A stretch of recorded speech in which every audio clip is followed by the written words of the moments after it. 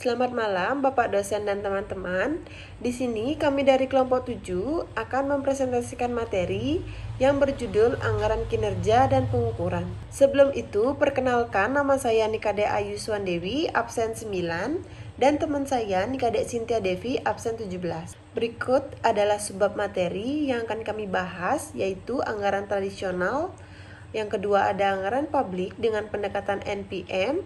Dan yang ketiga ada anggaran kinerja. Materi yang pertama, yaitu ada anggaran tradisional. Keterbatasan anggaran tradisional mengacu pada pembatasan atau batasan yang biasanya ada dalam proses penyusunan anggaran konvensional. Ini mungkin termasuk keterbatasan dalam alokasi dana untuk berbagai keperluan, ketidakmampuan untuk merespon perubahan keuangan dengan cepat, atau kurangnya fleksibilitas dalam mengatasi situasi yang tidak terduga.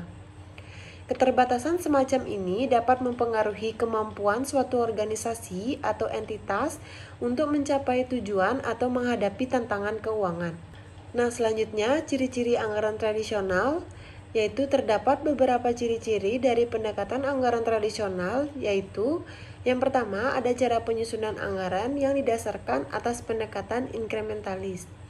Anggaran tradisional bersifat inkrementalis berarti hanya menambah atau mengurangi jumlah rupiah pada item-item anggaran yang sudah ada sebelumnya dengan menggunakan data tahun sebelumnya sebagai dasar untuk menyesuaikan besarnya penambahan atau pengurangan tanpa dilakukan kajian yang mendalam.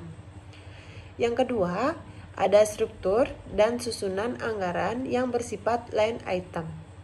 Struktur anggaran ini didasarkan atas dasar sifat atau natur dari penerimaan dan pengeluaran. Metode line item budget tidak memungkinkan untuk menghilangkan item-item penerimaan atau pengeluaran yang telah ada dalam struktur anggaran.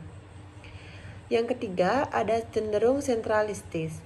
Yang keempat, ada bersifat spesifikasi. Yang kelima, tahunan, dan yang terakhir menggunakan prinsip anggaran bruto. Untuk selanjutnya ada kelemahan anggaran tradisional.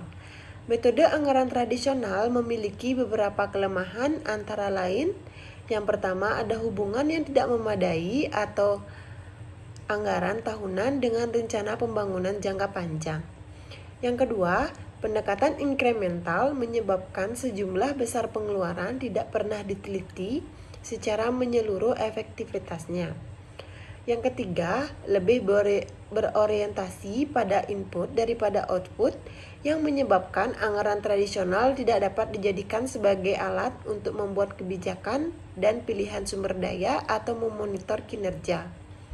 Yang keempat, sekat-sekat antar departemen yang kaku membuat tujuan nasional secara keseluruhan sulit untuk dicapai sehingga berpeluang menimbulkan konflik, overlapping, kesenjangan, dan persaingan antar departemen.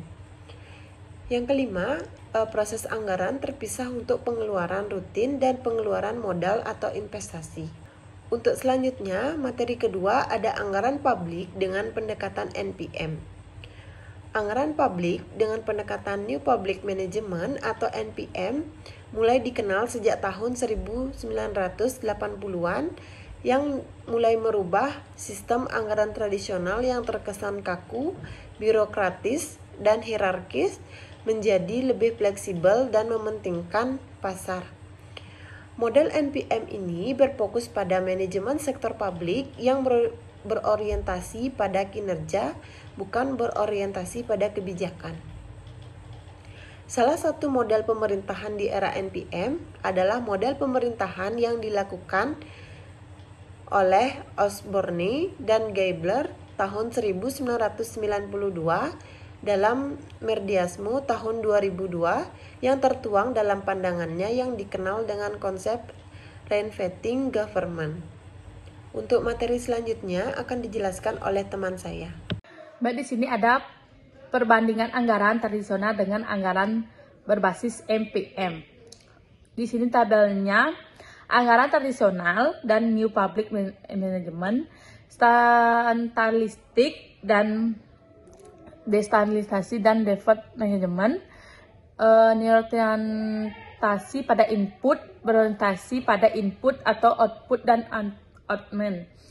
tak terkait dengan perencanaan jangka panjang, ada untuk dan komprehensif dengan perencanaan, line item dan instrumental berdasarkan sasaran kinerja. Ada batasan departemen yang kaku, lintas departemen. Gunakan aturan klasik atau SZBB, PPBS. Ada prinsip anggaran bruto, sistematik dan rasional, bersifat tahunan, bottom up budgeting dan spesifik. Baik, di sini saya akan menjelaskan anggaran kinerja. Pendekatan kinerja disusun untuk mengatasi berbagai kelemahan yang terdapat dalam anggaran tradisional, khususnya kelemahan yang disebabkan oleh tidak adanya tolak ukur yang dapat digunakan untuk mengukur kinerja dalam pencapaian tujuan dan sarana pelayan publik. Anggaran kinerja didasarkan pada tujuan dan sarana kinerja. Oleh karena itu, anggaran digunakan sebagai alat untuk mencapai tujuan penilaian kinerja didasarkan pada pelaksanaan for money dan efektivitas aktivitas. Anggaran pendekatan ini cenderung menolak pandangan anggaran tradisional yang menganggap bahwa tanpa adanya arahan dan campur tangan, pemerintah akan menyalahgunakan kedudukan mereka dan cenderung boros. Baik, di sini ada ZBB. Konsep ZBB dimaksudkan untuk mengatasi kelemahan yang ada pada sistem anggaran tradisional. Penyusunan anggaran dan menggunakan konsep ZBB dapat menghilangkan line item karena di anggaran diasumsikan mulai dari nol. Di sini ada PBBS, merupakan teknik penganggaran yang didasarkan pada teori sistem yang berorientasi pada output dan tujuan, dengan penekanan utamanya adalah alokasi sumber daya berdasarkan analisis ekonomi. PBBS ini ditunjukkan membantu manajemen pemerintah dalam membuat keputusan alokasi sumber daya secara lebih baik. Baik, di sini saya akan membacakan kesimpulan. Anggaran tradisional fokus utamanya adalah pada alokasi sumber daya berdasarkan pengalaman sebelumnya. Terkadang ukuran fleksibel dalam menghadapi perubahan kebutuhan atau prioritas. Anggaran publik digunakan oleh pemerintah untuk mengatur pengeluaran dan pendapatan negara. Anggaran ini dapat mencakup beberapa program dan proyek publik seperti kesehatan, pendidikan, infrastruktur, dan lainnya. New Public Management atau NPM ini merupakan pendekatan manajemen yang lebih berorientasi pada hasil dan efisiensi. Dalam sektor publik yang digunakan konsep dari sektor swasta seperti pengukuran kinerja dan fokus pada pelanggaran, sedangkan anggaran kinerja berfokus pada pencapaian hasil dan tujuan efektif daripada sekedar berdasarkan indikator kinerja yang telah ditetapkan. Pilihan anggaran yang tepat akan sangat tergantung pada tujuan, kebijakan, dan kompetensi organisasi atau lembaga yang menggunakannya. Baik, sekian presentasi dari kelompok kami. Bila ada kesalahan kata, mohon dimaafkan. Kami tutup dengan Prama Santi. Om Santi Santi Santi.